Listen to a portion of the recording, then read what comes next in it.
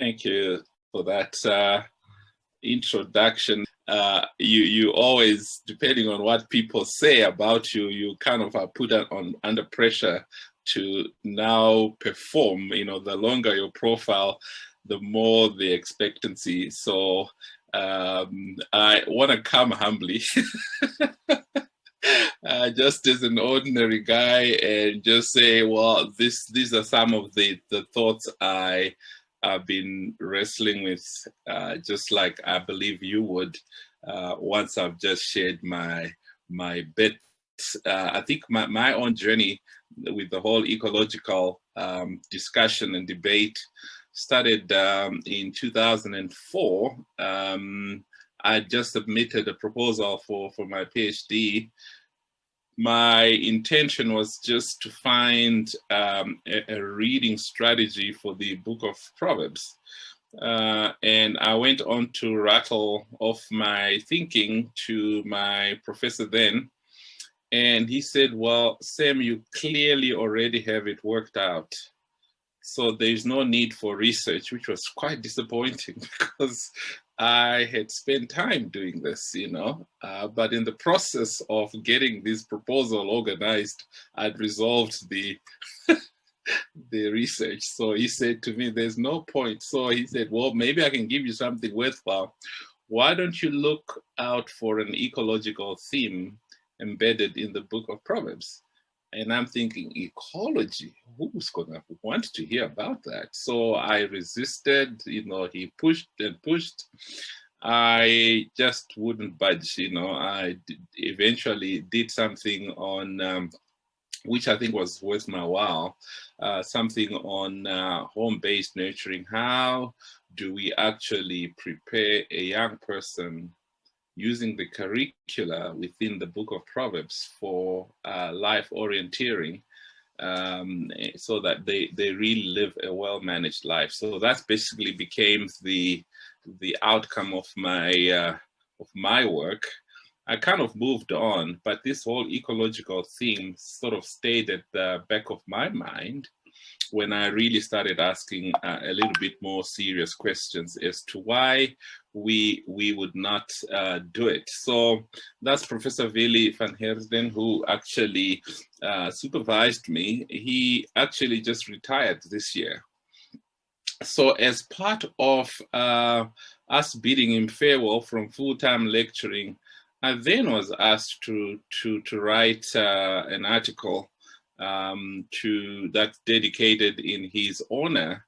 We do that as academics from time to time. And then I looked at his publications. 90% of them are on ecology.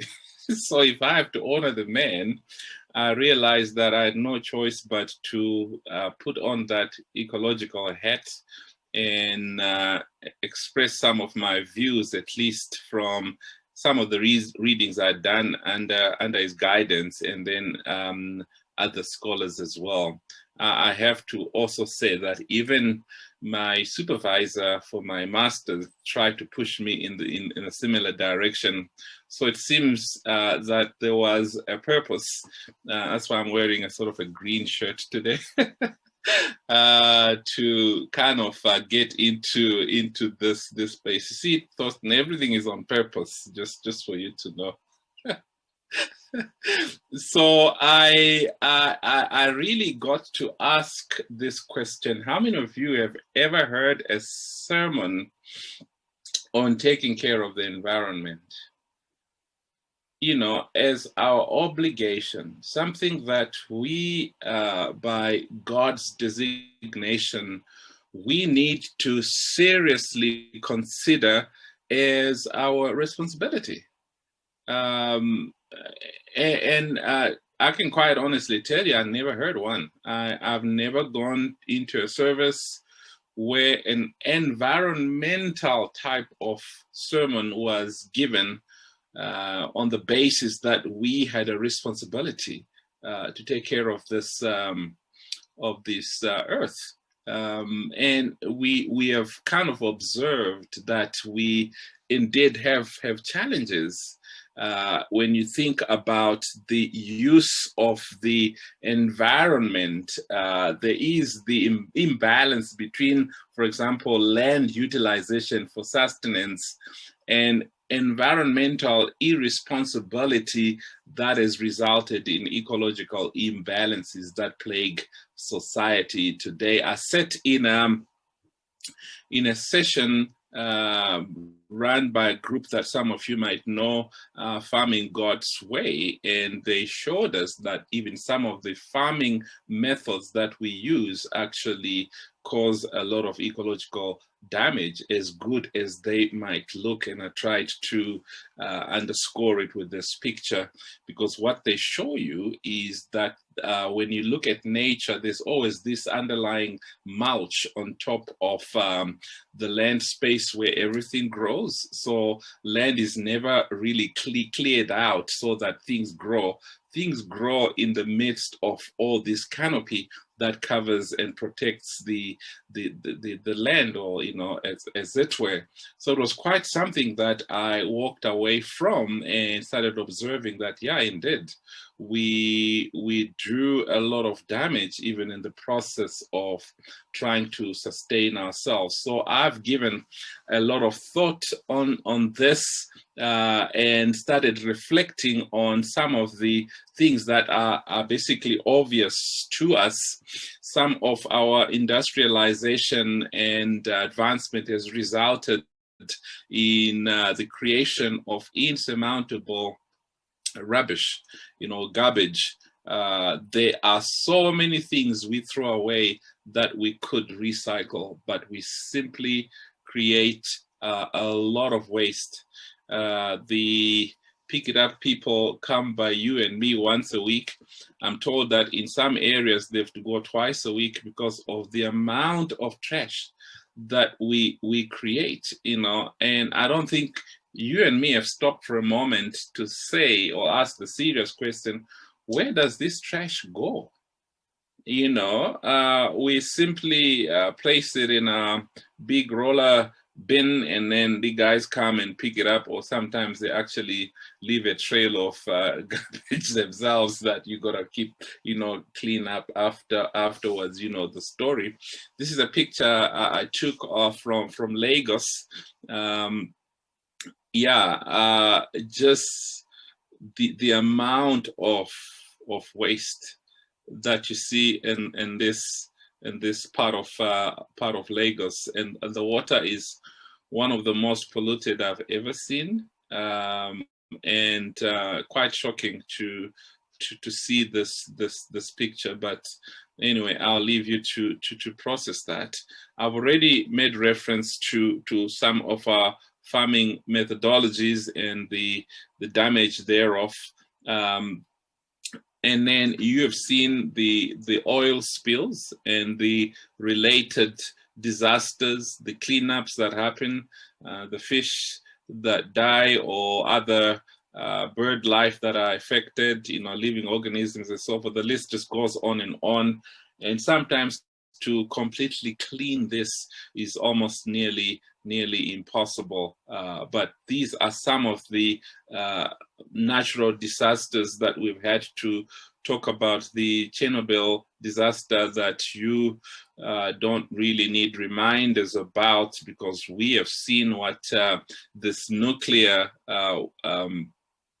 stations have done, and we have had the second one, which you also know of, in Japan, and the story goes on. You know, we were on the verge of getting nuclear power station here in South Africa, and I was thinking, with all our history of inconsistencies, would we have the expertise really to run this properly and not, you know, avert a disaster if it were to come to that? So I've had those reflections. I'll be curious to have coffee with some of you to see if that was something that we needed to do and so forth. You know, the Fukushima is one I'm also referring to in Japan. And then we also know of those fires that consistently happen in certain parts of the world, California, and last year was in Australia.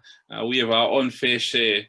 Some of them are really natural because of a heat wave and so forth, but others are really man-made, and so the damage that happens when some of these things do take place. What always amazes me is knowing that some places are very prone to some of these fires really happening, is we have not made any effort to say, how do we actually avert this? It seems like we are simply carrying on without really saying, if this were to happen, this is our plan A and plan B and so forth. It looks like the Californian fires will happen, people will go back and build in the same places, and the following year the season will come and so forth. So I'm just having all these thoughts at the back of my mind and saying, then maybe asking a real reflective question: what responsibility do we have as a church as far as ecology is concerned? I know we've been good at doing a little bit of relief work, if you want, but what about really taking care of the environment? Because if you go back to Genesis 2:15, where I am basing a lot of what I'm sharing with you today, you will discover that there is actually a very strong mandate that we are being given for us to think about, and reflect on the way forward. So you will know, for example, that March 15, 2017, Kenya joined the growing list of countries such as Cameroon, Guinea-Bissau, then Tanzania, Uganda, Ethiopia, Mauritania, and Malawi to ban the use of plastic bags because of some of those environmental impacts that we have seen. But do we actually need legislation for us to follow suit, or should we already at a personal level realize the damage that plastic bags cause and already make a decision to say, I don't even need to use them anymore? I remember flying through Kigali, Rwanda, 2 years ago or so, and getting to the airport just in transit, and they asked to check my carry-on luggage to make sure that there were no plastic bags, because if they were, they actually confiscate them so you don't pollute the environment. Very aggressive, by the way, in Kigali. Environmental experts warn us of the perennial existence of plastic in small microscopic particles, exacerbated by the handing out of over 24 million bags a month in Kenya alone. Think about that number. That Kenya, prior to this ban, was actually utilizing over 24 million plastic bags a month. I've looked everywhere for numbers of plastic bags that are utilized in South Africa. I think we would double, if not treble that number, given the observations I've made. I've gone into shops, and now we actually use those recyclable bags from Woolies or other places like that. But I've noticed, you got to have 5, 6, or 10 of them, if you're going to do your monthly grocery shopping. And I don't know how many you need, but I've seen people with 20, 30, and that's per family, and you multiply that by the number of outlets we have, informal sector and so forth. Everyone and everywhere they have plastic bags. I mean, what would be our number per month here in South Africa, and the impact of that going forward? Now look at this. According to the United Nations Environmental Program, based on the Clean Seas Initiative's plastic bags contribute to 8 million tons of plastic that leak into the ocean every year, so that at the current rates, by 2050, there'll be more plastic in the ocean than fish, if we don't do something about it, like now. So I think at a personal level, we shouldn't wait for these bodies, for these policymakers, for our governments to speak to us about the environmental impact that our waste has, especially when we're not responsible about how we dispose what we have. So I'd like for us to really start thinking about this, because this is very, very, very concerning. So let me just give you another bit of concerns as we have that parked at the back of our minds before I get into the Genesis passage. Every year we extract an estimated 55 billion tons of fossil energy, minerals, and so forth from the earth. So now that the world has already lost 80% of its forest, we're continually losing them at a rate of 375 square kilometers per day, ongoing. And then at the current rate of deforestation, 5 to 10% of tropical forest species will become extinct every decade. So every 10 years, we will have a lot of our forests disappearing, basically. And every hour, 1,692 acres of productive land become desert. And then you also know that 27% of our coral reefs have been destroyed. If the rate continues, the remaining 60 will be gone in 30 years. Then we have a garbage island floating in our ocean, which I kind of intimated already, mostly comprised of plastic, the size of India, Europe, and Mexico combined. Okay, if you want to refresh your memory, you can look at a world map and think about what we're talking about. So here's the point. We are using up 50% more natural resources than the earth can provide. That's the point.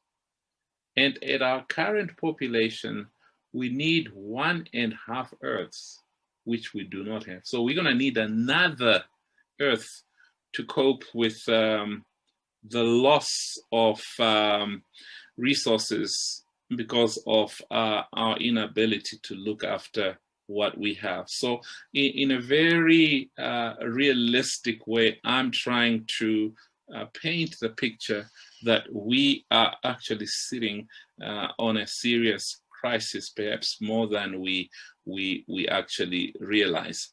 I'm not going to go into serious detail on this passage because that's going to take hours and hours to kind of look at it.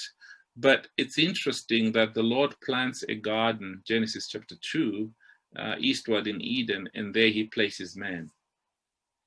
And then he has all these, verse 9, life-supporting agencies. God made out of the ground every tree that is pleasant, to look at, and then also good for food. And then you've got river and water systems. You have gold. Before the monetary system is introduced, you actually have this natural resource, and all of the natural resources that we talk about. But let's jump to verse 15. Then the Lord took man, put him in the Garden of Eden to tend and keep it. So that is interesting, that God did not create this garden for man to be in it, end of story. It's very specific that he put man in the garden to tend and keep it. Now, those are two important words that we need to underline, and then we can read about the rest of it, that what God says men can do, and so forth.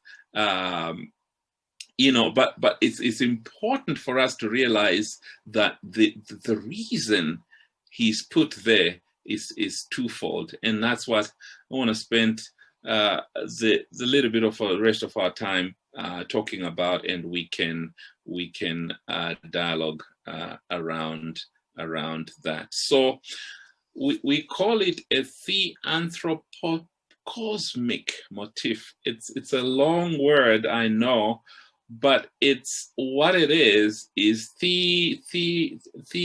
God, uh, anthropology, man, cosmic world. So it's a combination of the three: God, man, or humanity, and the environment, sort of in a symbiotic relationship that we need to realize when it's been upset. There is a lot of concern that will bring about the imbalances that perhaps we are experiencing right now. So let me briefly get into this. So the narrative that we just read glaringly features God as the main character, without whom nothing would be. And this is underscored through his names Yahweh and Elohim that are used consistently in Genesis 1 and 2. Why is this important? Well, Yahweh focuses on his relationship with his people or covenant persons, and then Elohim focuses more on his majesty and stateliness. And you ask me, why is this important for us to see? Well, actually, God is the supreme creator, self-sufficient, and all those things you've learned in your theological reflections and so forth, that he actually doesn't need us. He's self-sufficient. He's sovereign. He's in absolute control of everything. But this great God then comes out and introduces himself in the self-disclosure in these names that, yes, underscore his greatness, but also kind of refer to his accessibility in that he wants to have a meaningful relationship with us. Let me put it in human terms, which might help us understand it. Have you noticed that in life, that the greater a person, the less accessible they become? Have you noticed that paradigm? You know, try making an appointment with the president or with a king or somebody who carries a fancy title. The higher people become, the less accessible they are. Now, in this motif that we're reading in this passage, it's actually already showing that there's just this intention embedded in the way that God is self-disclosing, that as part of who he is and who he wants to be known as, that he wants to be this great relational God. That's on the one part. So that's something we should not forget at all, that God wants to have a relationship. In fact, if you think about it, we will read then in Genesis 3, that God will take these walks in the garden at sunset. And I believe he'll take these walks with Adam, and the garden became this place that facilitated this relationship between God and man. So we need to start processing, firstly, that we have this relational, majestic God who is calling out to us. So we have these ongoing encounters with him, where perhaps I've always tried to surmise, what did they talk about when they went on these walks? What did they talk about?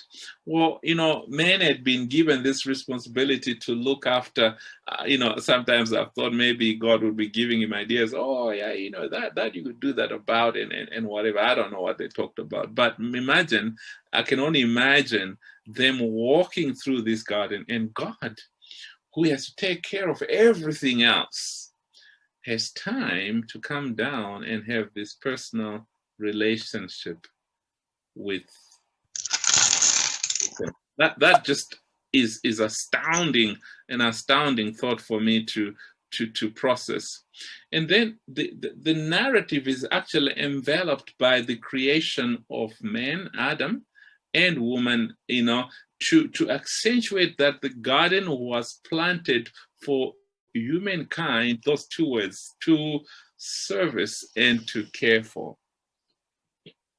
So the garden is a place of the expression, and the word service is the same, one of the many words used in the Hebrew language for worship, where the concept of service is actually a direct reflection of your relationship with your creator. So it's not to service the garden in an isolated way, but in a responsible way that reflects the relationship you have, the appreciation for the creator.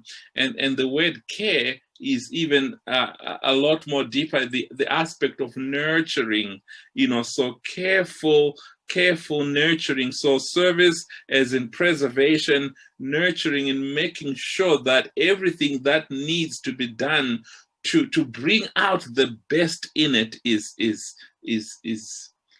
instituted. So two words that right at the start of this narrative, we are given responsibility to look after this creation. God places man in the garden to look after it, to take care of it. And we can decipher from there that, again, this creation is not simply there for us to exploit. Of course, God said you can get your support systems from it. You can eat from any tree. In Genesis 1, he says the trees that are also medicinal for health reasons and so forth. Yes, we have all of that God has provided for our enjoyment, for our sustenance. But at the core of all of that, he's saying that this is for us to service. These are the first instructions that you get in the whole book of Genesis. There's nothing else that seemingly is given to man and woman when they're created, until we come to this point where the theme of dominion, the themes of being in the image of God have been kind of covered in chapter 1. You come to chapter 2, and then it says this garden is created, and verse 15 for us to take care of it, and so forth. Now we read this many times and we move on. We read that statement in Genesis 2:15. One of the objections I received at my first attempt to share these thoughts was somebody saying, "Oh, we don't live in a garden anymore." And I said, "Oh, look out your window." Look out your window. The same principle applies to date. And a lot of us have gone out into nature where man has not yet spoiled what there is. What a refreshing experience we always find. I love going to places like the Kruger.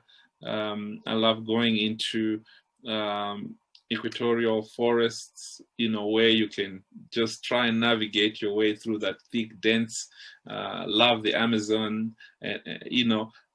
When you are in nature where it is unspoiled, there is just something about being there that is just so beautiful. Now, it's our responsibility to preserve that, but from the signs of indicators that I read earlier on, there's so much at risk because of the way we are exploiting without regenerating what we have. because the first concept is exactly about that. The second concept really refers to responsibilities that are necessary. Let me go to the third point, which says not only does the narrative issue divine preeminence of the progenitor to human responsibility, but the garden itself then hosts both humanity and God to complete the creator-creation community. This is so special for us to think about.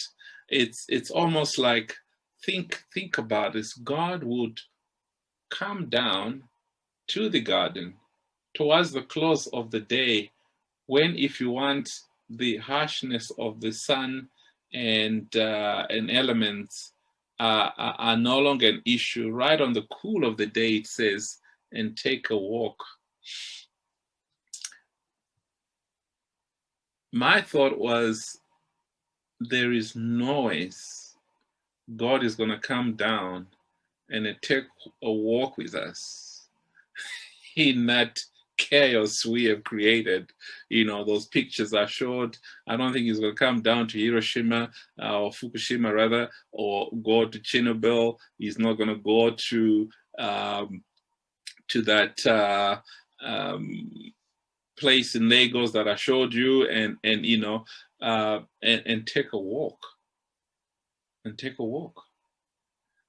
When you go into the book of Leviticus, where they're being given a code of conduct, and they're even told that when they have to go use the toilet, as it were, they need to dig a pit outside of the camp so that they can cover up, you know, their deposits. And because why? Well, God walks in your camp.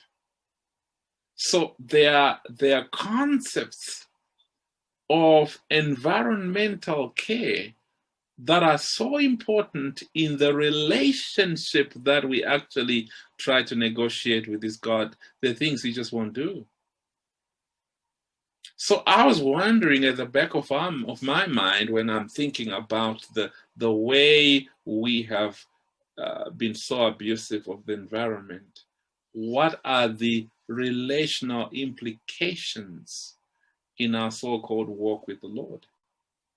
How does he respond to the fact that we are doing more damage as we go along the way, and so forth? So those are some of the thoughts I really wanted for us to start thinking about and process, so that we start realizing what is really going down. You may be asking me the question, so what? Well, if you look at the order of creation, it reflects sustainability as in the exact situation, design of natural resources in order to maintain an ecological balance and life support. If you go back from what's created and when, you know, we can spend hours on it again, but you realize that everything is done so that life can be sustained. So what are we doing? Some of the things we need for that balance to exist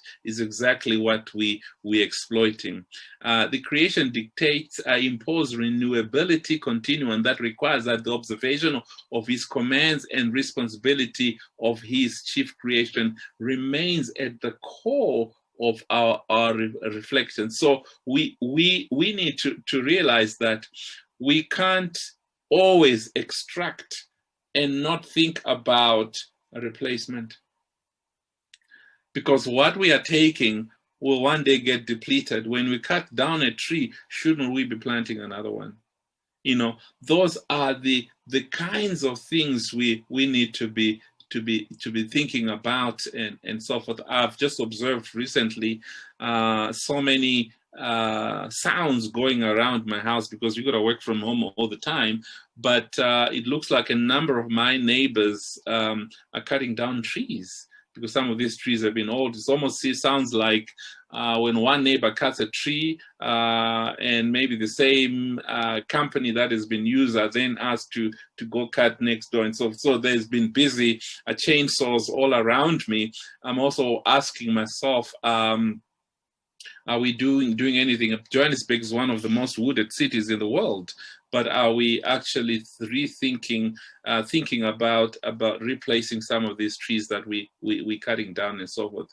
And then the divine mandates imply that the utilization of space for sustenance is directly commensurate with the attendant responsibility for environmental care as a matter of principle. So what this means is this is a divine mandate that we need to start thinking about how to take care of what we have, not as something we see out there, but as something we need to think about personally because of our relationship and obligations towards God himself. So this is exactly what God would require of us going forward. So let me stop here for now and see if this was interesting enough for us to be talking about, or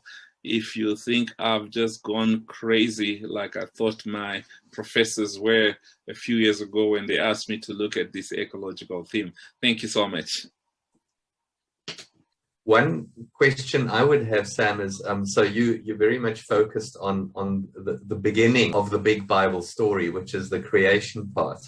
I'm wondering also whether at the other end of the story, whether there's another place where we can potentially get it wrong. So if I see a total discontinuity between the current age and the age to come for the future, well, then I'm not going to care about anything in this age quite as much. Do you want to briefly comment on that? No. So I didn't want to get that far, but actually when Christ first comes, we're going to reign on earth with him, right? If our reading of the book of Revelation and other scriptures are correct. So before the new heavens, the new earth, and all of these things that will basically happen, we need to realize that the first port of call is the earth. And we can't actually then think there's going to be new heavens and new earth, then I don't need to be responsible. Well, actually, this is a founding principle. It's not an afterthought. So my response would be then, even when you look at perfection in the new age to come, it's a restoration of almost everything we have lost. Again, circumstances that you see in the garden, the tree of life and so forth, are replicated in the in the new that we'll get in. So that should almost be our picture, our frame of reference, that God is concerned about his creation. So there's no ways that he would want us to waste what we have, but to really replenish and take care of what we have, because we're going to get into circumstances where we're just going to simply run out if we're not careful. Thank you. And then there was one other comment sent to me, which was basically along the lines of, is it possible to sort of fall off on the other side? So the concern there is that environmentalism becomes a new religion, that it basically, that the environment becomes so much our focus that it actually takes on an idol role in our lives. You want to respond to that, maybe? Yeah, so that's why I didn't do a good job. The anthropocosmic concept basically means that there is a relationship between God, humanity, and creation as a principle of balance. So we're not really creating something new. We are rediscovering what God already has established as a rule and a principle. So if you want the religion, it already exists. In some of these, I remember, was it at the Kruger, one of these places I went? No, it couldn't be at the Kruger, but it was somewhere you could get out and walk. maybe Mapungubwe, one of those places. I was taking a walk with the ranger, and there was just this bush that I looked so interesting. So I broke one of the few leaves to just look at it. And this guy almost lashed at me. You can't do that. And I'm like, why not? You know, no, you're killing nature. And he almost proceeded to give me a lecture and all of this. And I'm like, no, animals will come and eat us. You know, in the same way that I'm enjoying it. I actually wanted to analyze it because I actually have an app on my laptop, on my phone, where I can take a picture of something and identifies it. So that's what I was trying to do, was we'd keep going, and you know, and so because I was seeing this book, this bush common in the area, I was wondering what it is, and I've discovered many times in nature that when you see something so common, it actually is very useful.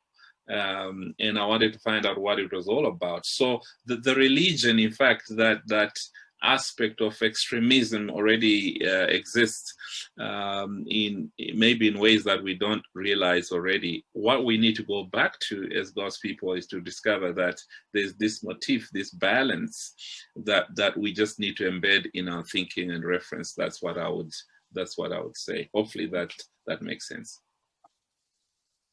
One of the questions that I've got is where it becomes difficult is where you've got 10 Rand to spend and you've got a problem that's an environmental one, and you've got a problem of starving children and orphans and all of that. So how do you actually make that call? If you've got 10 Rand to spend on evangelism and missions, or you've got 10 Rand to spend on an environmental, ecological problem, how do you justify one or the other?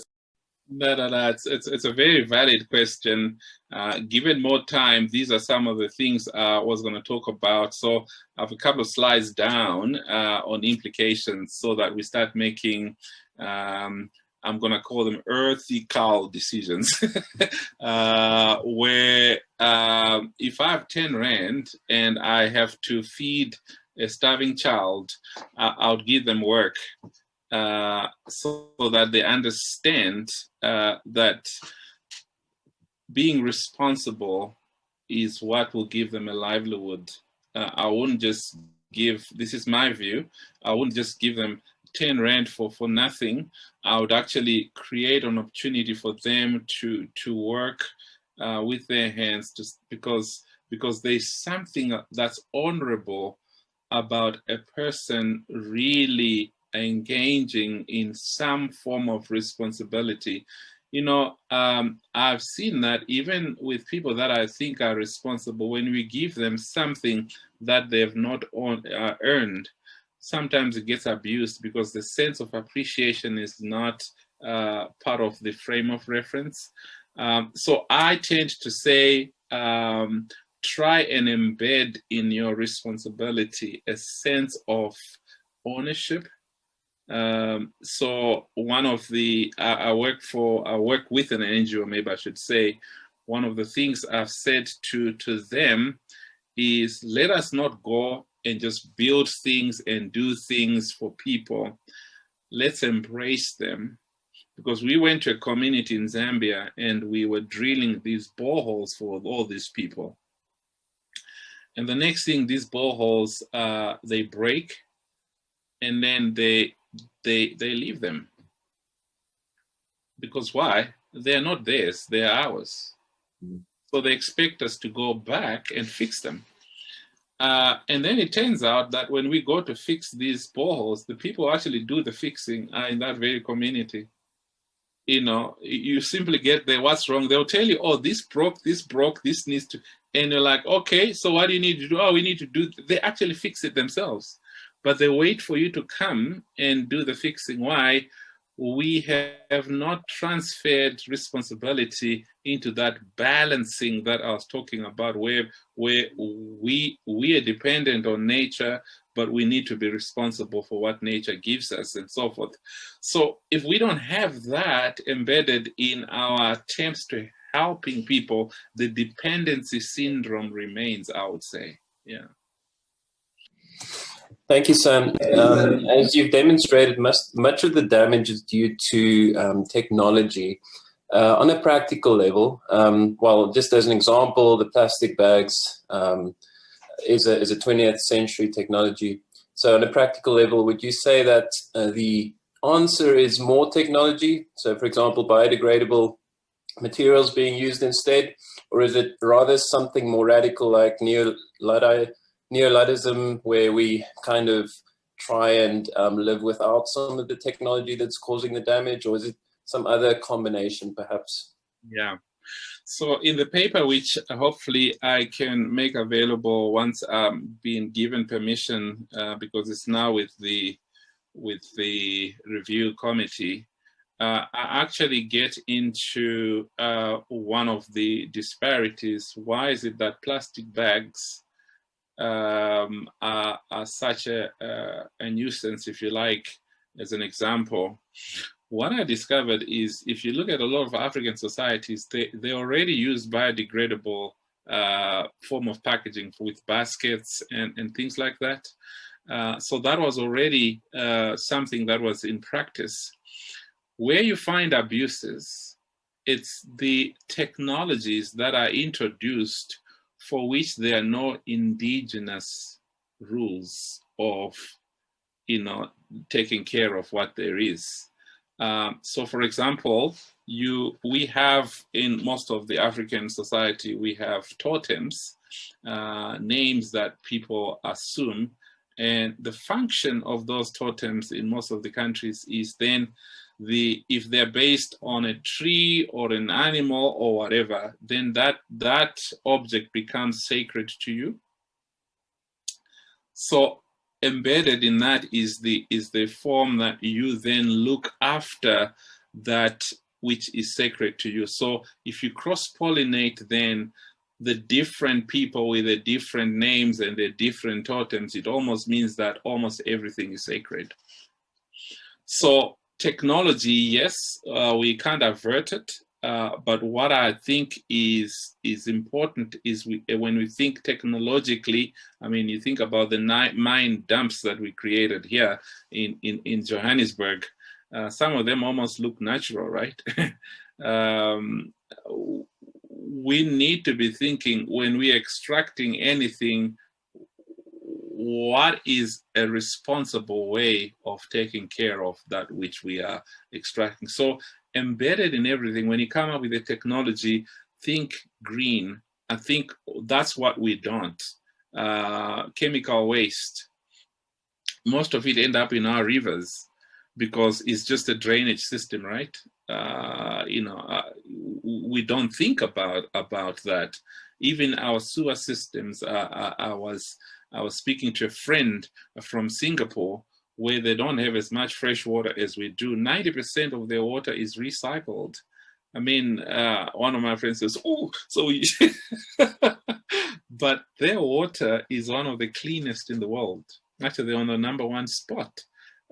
Whereas our water, which we think is safe, I don't know what number we are on the list. We told we were one of the we used to have some of the cleanest water in the world as well. But these people have to recycle because they have no choice.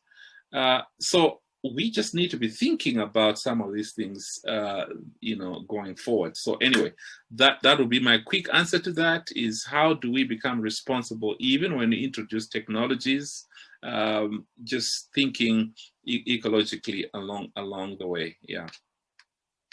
Actually, Sam, now I gotta put in a very last comment, which is Nduluma's chat comment. Thanks, Sam. Brilliant chat. You got kudos for the display of the bass guitar. I saw that. I had a private laughter, but yeah, thank you. That's the real attraction, not the other. You're just the opening act. That's the main gig right there.